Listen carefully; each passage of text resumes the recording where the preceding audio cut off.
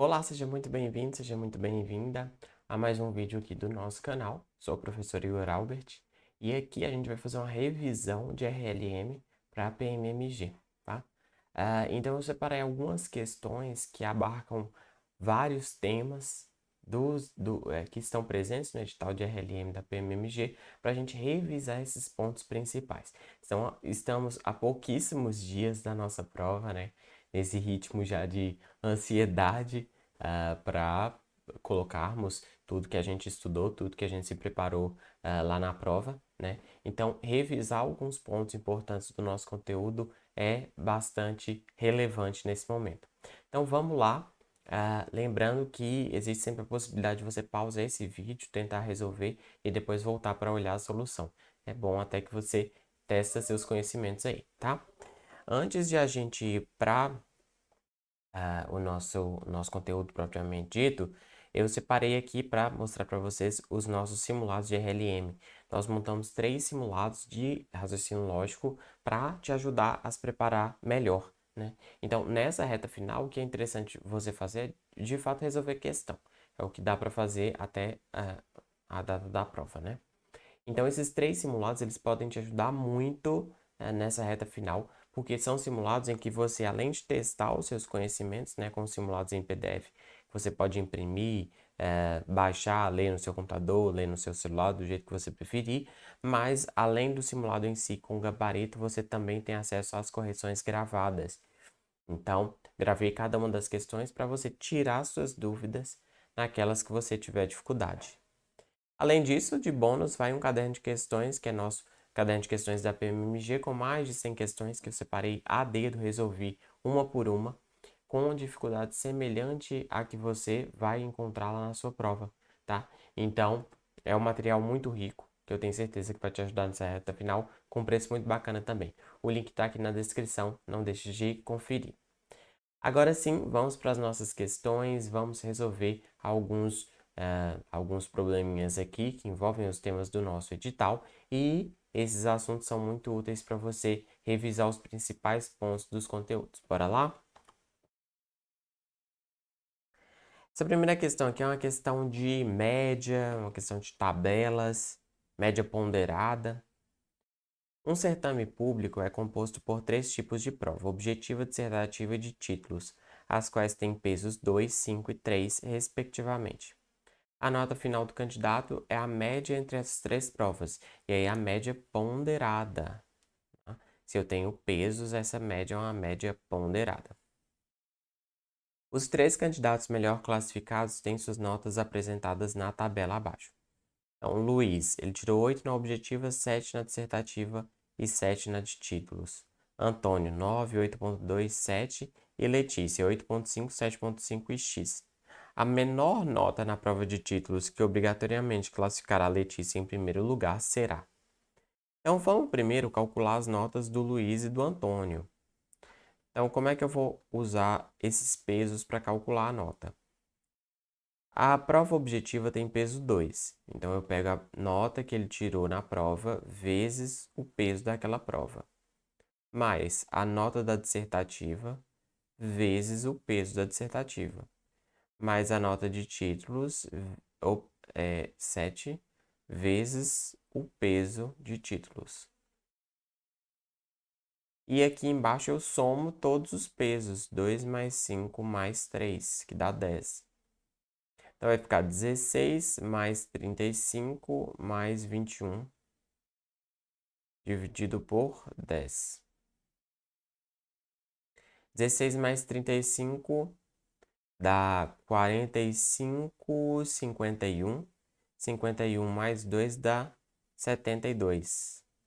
72 por 10 dá 7,2. Se eu não tiver errado nenhum cálculo aqui. 16 mais 21 dá 37. 37 mais 35, 72 mesmo. Então, essa é a nota final do Luiz, 7,2. Agora, vamos calcular do Antônio. A nota final do Antônio é 9 vezes o peso, mais 8 vezes o peso da dissertativa, que é 5, mais a nota de títulos vezes o peso de títulos. E aí eu divido pela soma, que mais uma vez é 10, né? Porque a gente já somou lá em cima.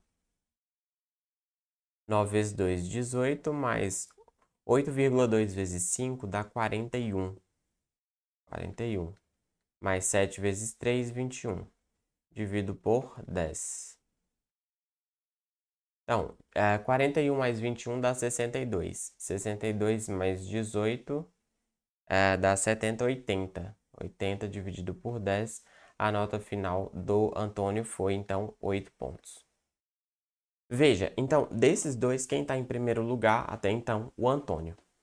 A pergunta é, qual que é a nota que a Letícia precisa tirar para ela ficar em primeiro lugar, né? Então, ela precisa superar os 8 pontos que o Antônio tirou. Então, a menor nota que ela tem que tirar aqui em títulos para superar o Antônio é isso que a gente tem que descobrir. Então, Letícia, vamos aqui. Na prova objetiva, ela tirou 8,5 e o peso é 2. Então, 8,5 vezes 2. Mais, na prova dissertativa, ela tirou 7,5 e o peso é 5. E na prova de títulos, ela tirou X e o peso é 3. Mais uma vez, a gente tem que dividir por 10. 8,5 vezes 2 dá 17. 7,5 vezes 5 dá 35, mais 2,5 dá 37,5, mais 3x, dividido por 10. 17 mais 37,5, vamos fazer aqui no cantinho. Dá 14, vai 1, 4, 5, 54,5. Então, isso aqui deu 54,5 mais 3x dividido por 10. Agora, veja só. Essa nota dela aqui tem que ser maior do que 8 pontos. Então, vamos construir uma inequação aqui. 54,5 mais 3x dividido por 10, tudo isso tem que ser maior do que 8. Passo 10 multiplicando e assim, basicamente as regras que a gente usa lá na equação, a gente também usa aqui na inequação. Uma coisa que é bem diferente é o seguinte, quando você multiplica uma equação por menos 1, o sinal permanece o igual, né? Tranquilo. Agora, quando o sinal é maior que ou menor que e você multiplica por menos 1 tudo, esse sinal se inverte. Maior que vira menor que ou menor que vira maior que. Tirando isso, as regras são basicamente as mesmas. Então, vou passar esse 10 multiplicando. Vai ficar 54,5 mais 3x igual a maior do que 80, que é 8 vezes 10. Então, 3x é maior do que 80 menos 54,5. Passei o 54,5 subtraindo. Então, 54,5 mais meio dá 55. Então, mais 5,5 dá 60. Então, vai dar para 80, falta 20. Então, 25,5. 25,5 mais 54 dá 79 mais 1, 80. Então, x é maior do que 25,5 dividido por 3. Vamos fazer essa divisão aqui. Eu coloco vírgula 0, tiro. 8 vezes 3, 24. Então, menos 240 sobra 15. Não dá para dividir, vírgula. 150 por 30 dá 5. Opa, então x tem que ser, a nota dela tem que ser maior do que 8,5. Essa nota dela aqui tem que ser maior do que 8,5 para ela ficar em primeiro lugar. Então, se ela tirar menos do que isso, ela não vai ficar em primeiro lugar. Ou isso, né? Se ela tirar 8,5 exatamente, ela vai ficar com a mesma nota do Antônio. Ela vai ficar com 8 pontos. Não é isso que a gente quer, né? Ela não quer, a gente não quer que ela empate com o Antônio. A gente quer que ela vença o Antônio. Então, a menor nota na prova de títulos que ela precisa tirar dentre essas alternativas aqui é a letra E. Se ela tirar 9, ela fica em primeiro lugar? Fica. Mas não é a menor nota dentre as que ele apresentou. Beleza? Então, a gente fica com a alternativa E. Então, não é uma questão difícil, é uma questão que a gente precisa lembrar lá da média ponderada, saber calcular a média ponderada, estar afiado nisso e fazer as manipulações algébricas ali. Mas não é uma questão muito difícil, não. Lembrando que na prova da PMMG, a gente não espera uma prova 100% difícil. Existem questões fáceis, questões medianas e questões difíceis. Não é uma prova que é toda difícil, não. Pelo menos é o que a gente observa ao longo dos anos, ok? Vamos para a próxima, questão 2. Assinale a alternativa que apresenta o gráfico correto da função f de x é igual a x menos 4 ao quadrado. Então, aqui ele tem as alternativas. Nessas questões de a gente identificar o gráfico, o que eu recomendo para você é de definir alguns pontos e, a partir disso, você olhar para o gráfico, né?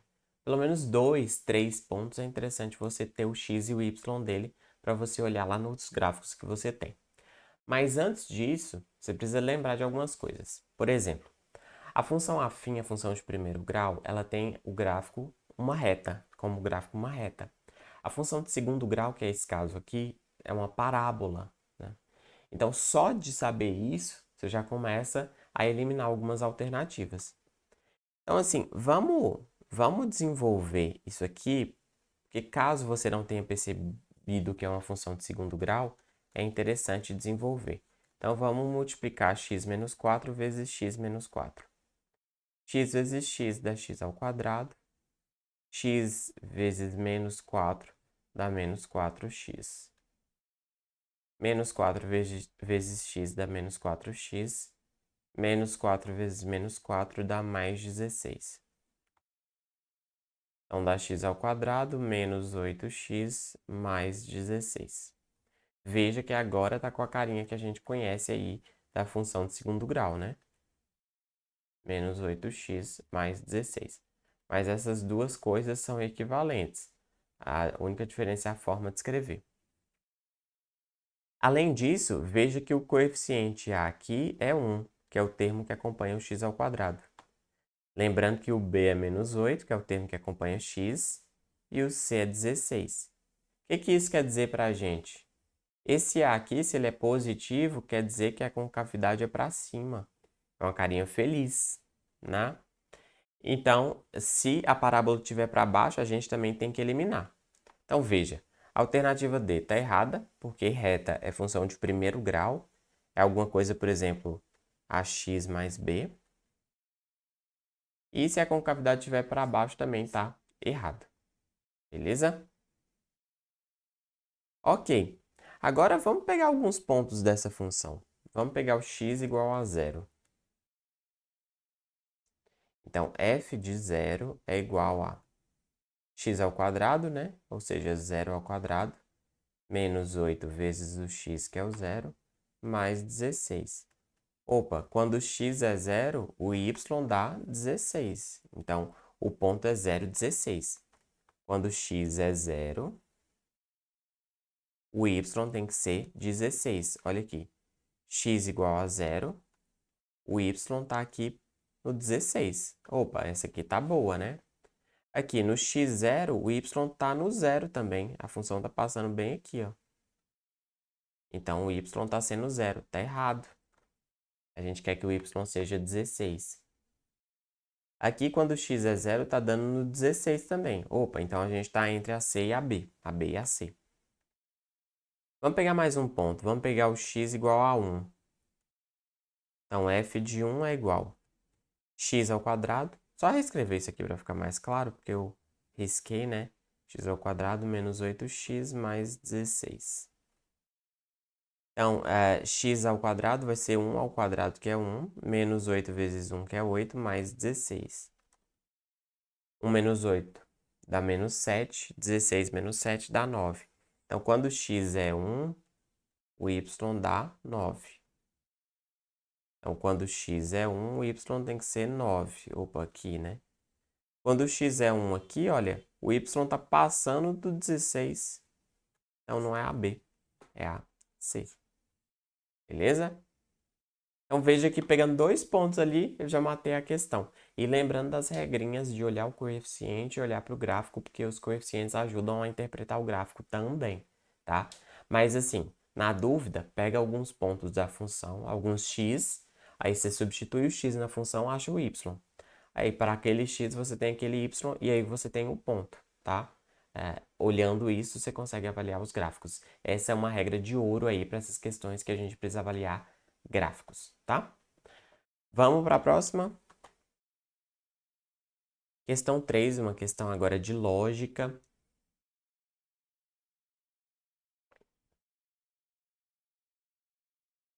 Ana, Bia e Cel são irmãs trigêmeas com grande semelhança física. Sabe-se que desde a primeira infância, para evitar confusões, uma delas sempre usava uma tiara vermelha, outra uma tiara alaranjada e outra uma verde. Além disso, sabe-se que Ana, Bia e Cel nunca usavam outra cor de tiara, além da sua própria. Sobre o exposto são feitas as seguintes afirmações, das quais apenas uma é verdadeira. Isso aqui é bem importante. Então, dessas afirmações aí, só uma é verdadeira. O que a gente tem que fazer então? Avaliar uma por uma. Considera que uma é verdadeira e as outras são falsas e avalia o que vai acontecer, tá? Só para ir na pergunta aqui, assim as cores das tiaras delas são. Então vamos lá.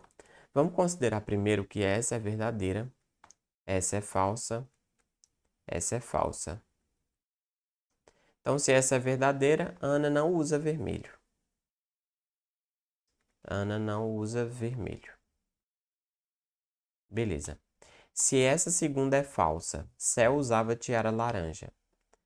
Então, como ela é falsa, então Cel não usa laranja. Isso aí a gente sabe que é verdadeiro. E essa última também, se é falsa, né? A gente tem que negar. Então, Cel não usava tiara verde, Cel usava verde. Cel usa verde. Opa, então, Cel usa verde. Se eu sei que Ana não usa vermelho, só sobrou para ela a laranja. E aí a Bia vai usar a que sobrou, que é vermelha. Vermelha. Então veja que, considerando a primeira afirmação ali verdadeira, a gente não teve problema nenhum. A gente achou uma cor para cada uma e tá tudo certo. Vamos ver agora se eu considero a segunda verdadeira. Então agora eu vou considerar, vou até copiar aqui as frases para a gente olhar o segundo cenário. Ana não usa vermelho. Ana não usa vermelho. Cel usa laranja. Cel usa laranja. E Cel não usa verde. Cel não usa verde. Ok? Então, nesse segundo cenário, eu vou considerar que essa é verdadeira, a única verdadeira, e essa é falsa, e essa também é falsa. Então, eu sei que Cel usa laranja.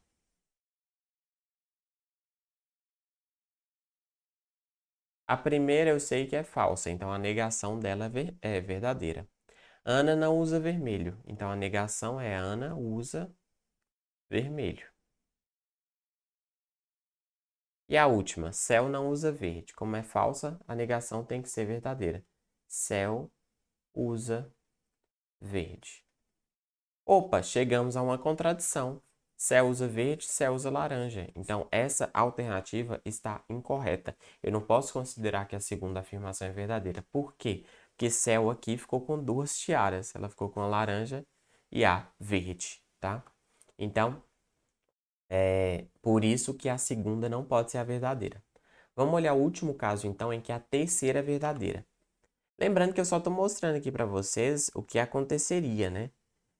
Mas se você já encontrou a primeira lá e ela não deu contradição, você conseguiu encontrar as tiaras de cada uma, marca e vai embora. Eu só estou mostrando que as outras, se eu considero verdadeiras, a gente chega a uma contradição. tá? E por isso que ela não pode ser a verdadeira, tá? Então, eu só estou mostrando para fins didáticos aqui, mas na prova a gente não pode ficar perdendo tempo, não. Vou repetir as afirmações aqui. Ana não usa vermelho. Céu usa laranja. Céu não usa verde, tá? Agora, nesse caso, então, eu vou considerar que a última é a verdadeira e as outras duas são falsas. Então, se a última é verdadeira, céu não usa verde. Verde, tá? A primeira é falsa, então a negação dela tem que ser verdadeira. Ana usa vermelho. E a segunda é falsa, a negação dela tem que ser verdadeira. Então, céu usa laranja, céu não usa laranja. Laranja. Opa, veja só. Se céu não usa laranja e céu não usa verde, ela teria que usar vermelho. Mas Ana já usa vermelho, tá? Isso aqui, céu, teria que usar, então, vermelho. Mas a gente já tem a Ana com vermelho. Então, essa possibilidade também não existe. Então, veja que a única possibilidade em que a gente não chegou a uma contradição foi essa aqui, em que Ana usa laranja, Bia vermelho e céu verde. Então, laranja, vermelho, verde. Laranja, vermelho, verde. A alternativa é, que são as cores de Ana, Bia e céu, respectivamente, tá? Então, é uma questão de lógica, é uma questão que a gente tem que ir testando mesmo, não tem jeito. E veja que quando eu chego a uma alternativa que não é a correta, eu chego a uma contradição. Então, é isso que você tem que estar atento para perceber, beleza? Então, alternativa E, e vamos para a próxima questão. Considere que um recipiente em forma de cilindro, essa aqui já é uma questão sobre geometria espacial, esteja cheio de água. Sabe-se, lembrando, galera, cilindro é o quê? Cilindro é essa figura aqui, ó. Em que você tem uma base, uma circunferência, e aqui você tem, é a ideia de um copo, de uma lata. Então, isso aqui é o cilindro, tá?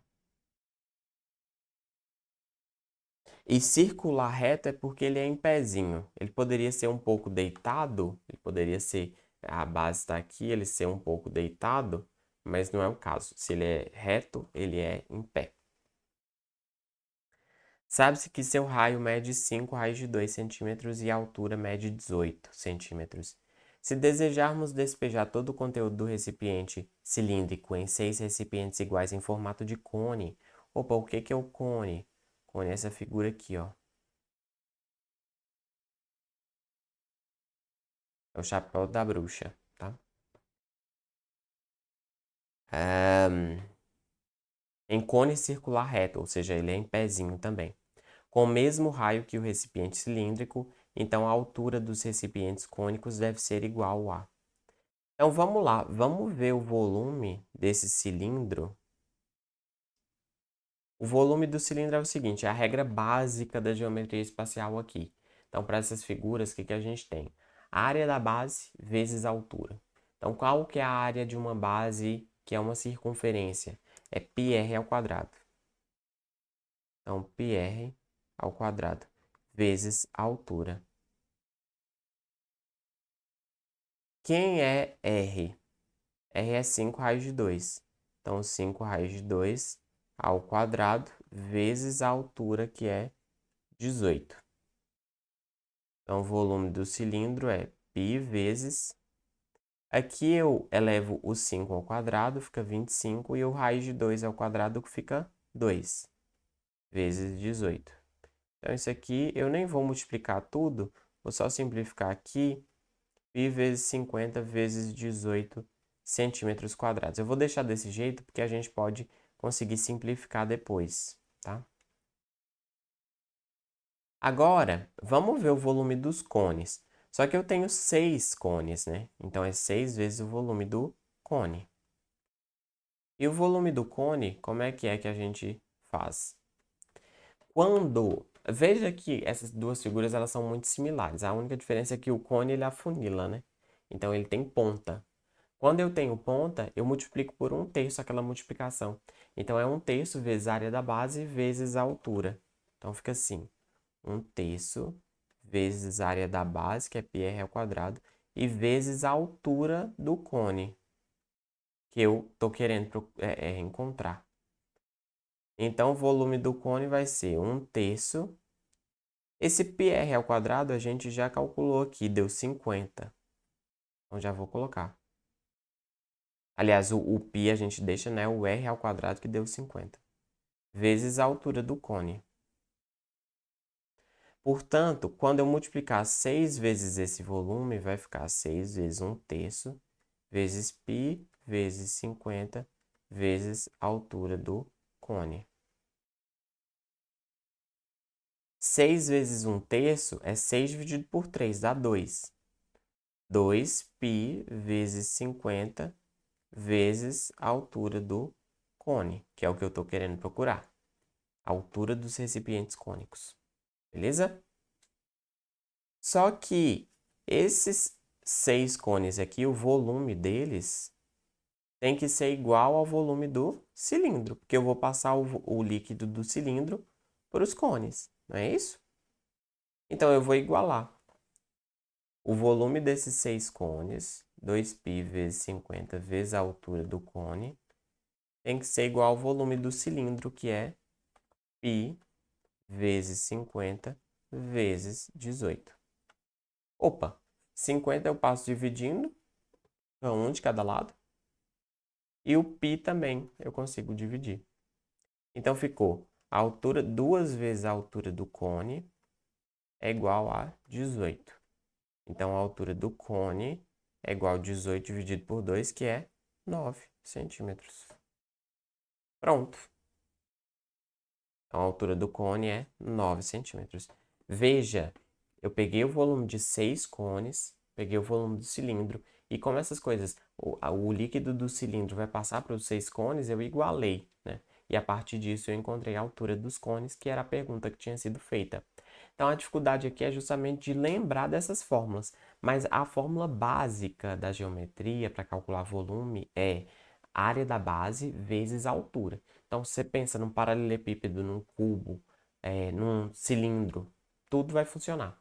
Agora, por exemplo, pirâmide, em que você tem ponta, é a área da base vezes a altura, vezes 1/3, tá? Então, se tiver ponta, multiplica por 1/3. Essa é a regra geral. A maioria das figuras vai atender a isso para calcular o volume. Então, memoriza, tá? Alternativa B. Questão 5, questãozinha de sistemas lineares agora, uma questão até bastante simples sobre o assunto.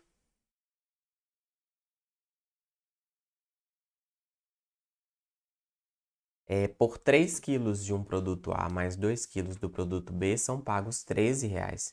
Por 5 quilos de A mais 3 de B são pagos R$ 21. Quanto seria pago por 1 quilo do produto A mais 1 quilo do produto B? Opa, vamos lá. Eu vou pegar 3 quilos do produto A, do preço do produto A, mais 2 quilos vezes o preço do produto B dá R$ 13,00. Agora, se eu pego 5 quilos do produto A mais 3 quilos do produto B, eu pago R$ 21,00. Então, vamos descobrir qual que é o preço de A e o preço de B. O que eu vou fazer? Eu vou multiplicar essa primeira equação por menos 3 e essa segunda por 2. Por quê? Porque depois eu vou conseguir somar essas equações e aí eu isolo uma variável, tá? Esse método aqui é o método da adição. Ah, Igor, eu só sei resolver por substituição. Não tem problema, pode usar também, vai funcionar, tá? Eu só vou fazer desse jeito porque nesse caso aqui vai sair mais rápido a solução.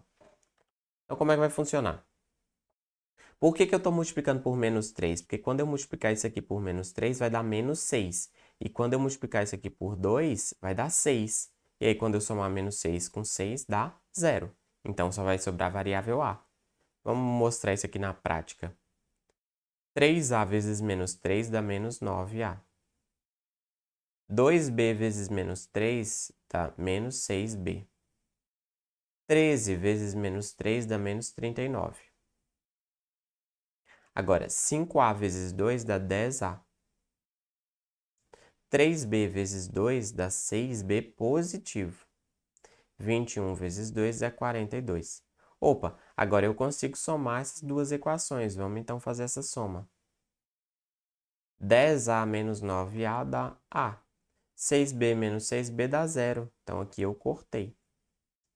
42 menos 39 dá 3. Opa, já descobri o preço de A. É R$ 3, tá? E aí eu vou voltar para essa primeira equação aqui. 3 vezes o preço de A, que eu já descobri que é 3, mais 2 vezes o preço de B tem que dar 13. Então, 9 mais 2B tem que dar 13. 2B, então, é 13 menos 9, que é 4. Portanto, B é 4 dividido por 2, que é 2. Então, esse aqui é o preço de B.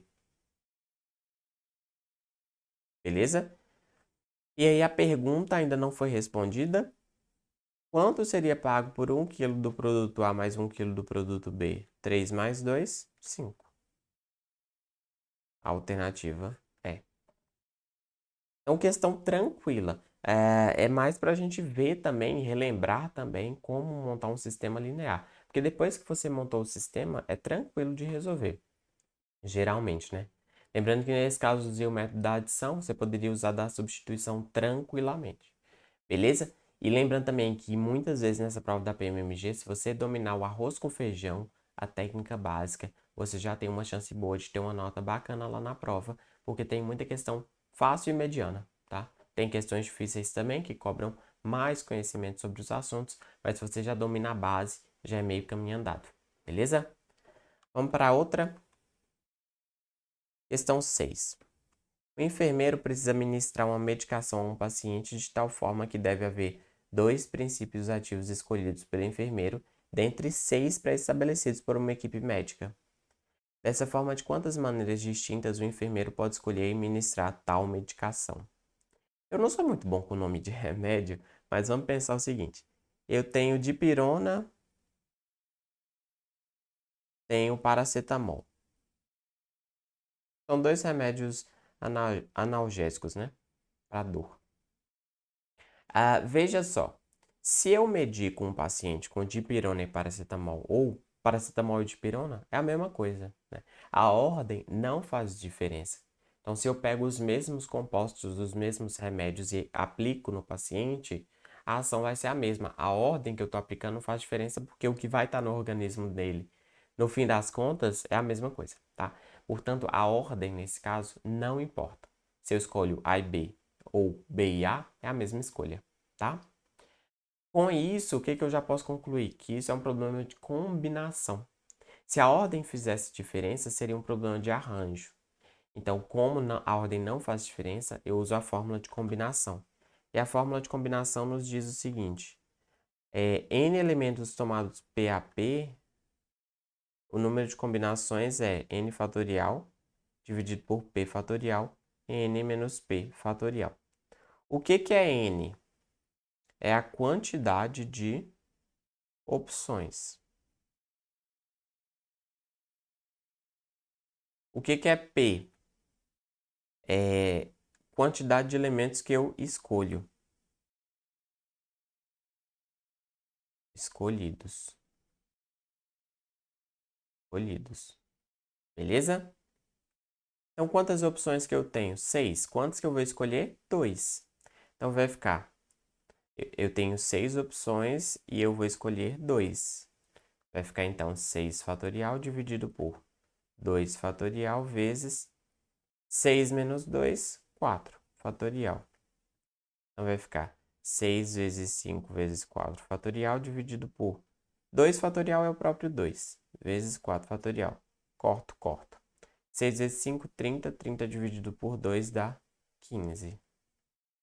Então, esse aqui é o número de combinações disponível. Portanto, de quantas maneiras distintas o enfermeiro pode escolher administrar tal medicação? Alternativa D de dado. Beleza? É uma questão tranquila também, a gente só precisava lembrar da fórmula de combinação e arranjo, mas tendo a fórmula, super tranquilo de resolver. Um dos principais problemas em análise combinatória, em problemas de contagem, é justamente você identificar se a ordem da escolha faz diferença ou não. Mas depois disso, a solução costuma sair de maneira mais fácil, tá? Sobretudo na prova da PM, a gente não costuma ver questões de combinação muito difíceis, não. Beleza? E vamos para a nossa questão 7, a última de hoje. Essa aqui já é uma questão de conjuntos, que também é um assunto muito presente nas nossas provas da PM. Foi constatado em um supermercado que 750 consumidores realizaram suas compras em determinado dia da semana. Nesse dia, entre esses consumidores, também foi constatado que 350 possuíam um cadastro no supermercado, 250 solicitaram que o número de CPF fosse incluído na nota fiscal, 75 possuíam um cadastro e solicitaram que o número fosse incluído. Dessa forma, em relação a esses consumidores, quantos não possuíam o cadastro, nem solicitaram que o CPF fosse incluído. Então vamos lá. Eu tenho então dois grupos. Os que possuíam cadastro,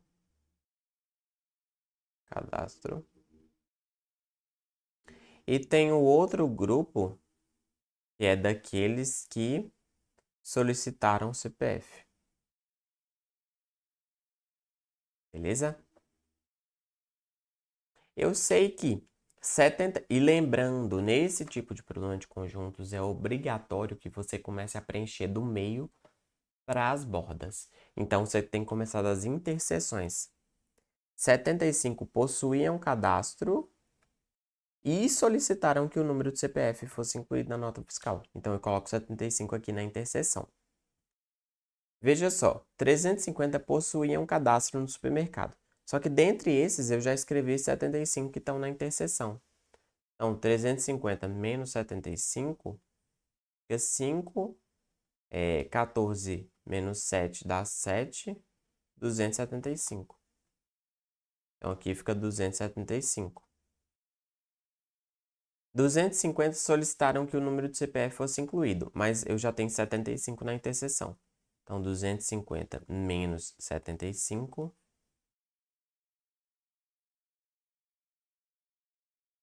fica 175. Beleza? Veja que se eu somo, por exemplo, 175 mais 75 dá 250. Se eu somo 275 mais 75 dá os 350 aqui. Ok? Só que a pergunta é, quantos não possuíam cadastro nem solicitaram a inclusão do CPF? Então vamos somar todo esse pessoal que está aqui. 275 mais 75 mais 175. 10, 15 vai 1. 14, 21, 22, vai 2. 2 mais 2, 4 mais 1, 5. 525 pessoas no total desses que possuíam cadastro ou solicitaram a inclusão do CPF ou os dois. Então foram 525 pessoas. Só que foram 750 consumidores no total. Então 750 menos esses que solicitaram a inclusão do CPF ou possuíam cadastro, fica 4 menos 2, 2. 7 menos 5, 2. Então, 225 não possuíam cadastro, nem solicitaram inclusão do CPF. Beleza? Portanto, a alternativa correta é a alternativa B de bola. Então, essa aqui é uma questão de conjuntos bastante tranquila também, mas que se a gente já domina a técnica, já é meio caminho andado. Lembre-se sempre, nesse tipo de questão, começa a preencher do meio para fora para você não errar. As interseções são o mais importante e o que mais fazem as pessoas errarem, tá? Então, eram essas as questões que a gente separou aqui para hoje. Lembre-se de olhar os nossos simulados está aqui na descrição, são 3, material muito bacana para você se preparar nessa reta final. Espero que você tenha gostado. Se gostou, deixa o like, deixa o joinha, deixa um comentário. Tudo isso é muito importante pra gente. Depois da prova, volta para contar se esse material foi útil para você também. Muito obrigado por estar comigo mais uma vez. Vejo você em breve. Até logo e falou!